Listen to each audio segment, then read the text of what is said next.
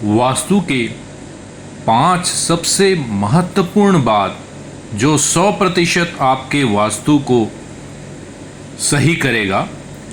कोई भी ज़मीन हो, पूर्वमुखी, उत्तरमुखी, दक्षिणमुखी, जहां आप मकान बनाना चाहते हैं, उसमें वास्तु के इस 5 महत्वपूर्ण बातों का आपको ध्यान रखना है और आप समझें कि आपका मकान वास्तु सम्मत बन चुका है, लाभदायक वास्तु है। देखिए क्या 5 बातें हैं।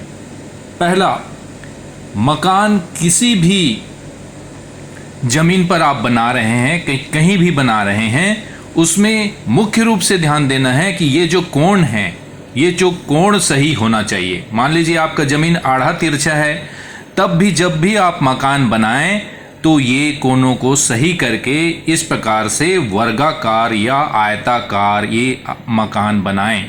आयताकार मकान बनाएं या वर्गाकार मकान बनाएं।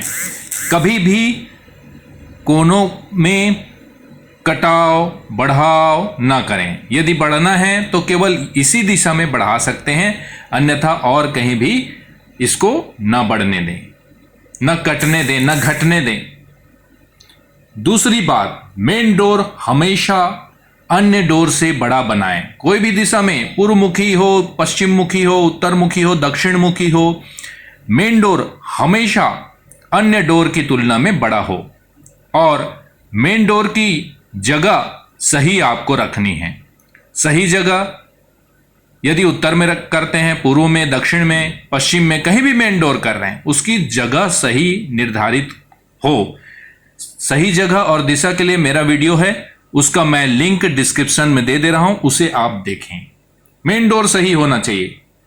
तीसरी महत्वपूर्ण बात है कि आपको जल, अग्नि, पृथ्वी और वायु का सही संतुलन करना होगा। यहां अधिकतम जल, बोरवेल, नल जल इस दिशा में होनी चाहिए। आपके इस एरिया में आपका अग्नि तत्व, किचन, मीटर होने चाहिए। विद्युत के उपकरण इधर रखिए और भारी सामानों का समावेश इस दिशा में करें। इसको संतुलित कर लें। अगला जो बात है, चौथा, कि आपके कोई भी घर हो, किसी भी प्रकार का, पूर्वमुखी हो, उत्तरमुखी हो, दक्षिणमुखी हो, हमेशा नैऋत्य कोण ऊंचा और भारी रखें। उसके बाद आग्नेय कोण, उसके बाद वायव्य कोण और सबसे नीचा और हल्का फर्श का भी ढाल हो या छत का भी ढाल हो ईशान की तरफ होना चाहिए, उत्तर की तरफ होना चाहिए या पूर्व की तरफ होना चाहिए। ऊंचाई कभी भी उल्टा क्रम में न रखें, हमेशा ऊंचाई नैऋत्य की दिशा में सबसे अधिक रखें। 5वीं और अंतिम महत्वपूर्ण बात, घर का मध्य भाग हल्का होना चाहिए। यदि इस प्रकार के वास्तु का आप पालन करेंगे तो आपको निश्चित रूप से बहुत अधिक लाभ होगा और ये सब 100% आपके वास्तु का पालन होगा। धन्यवाद। जय श्री कृष्ण।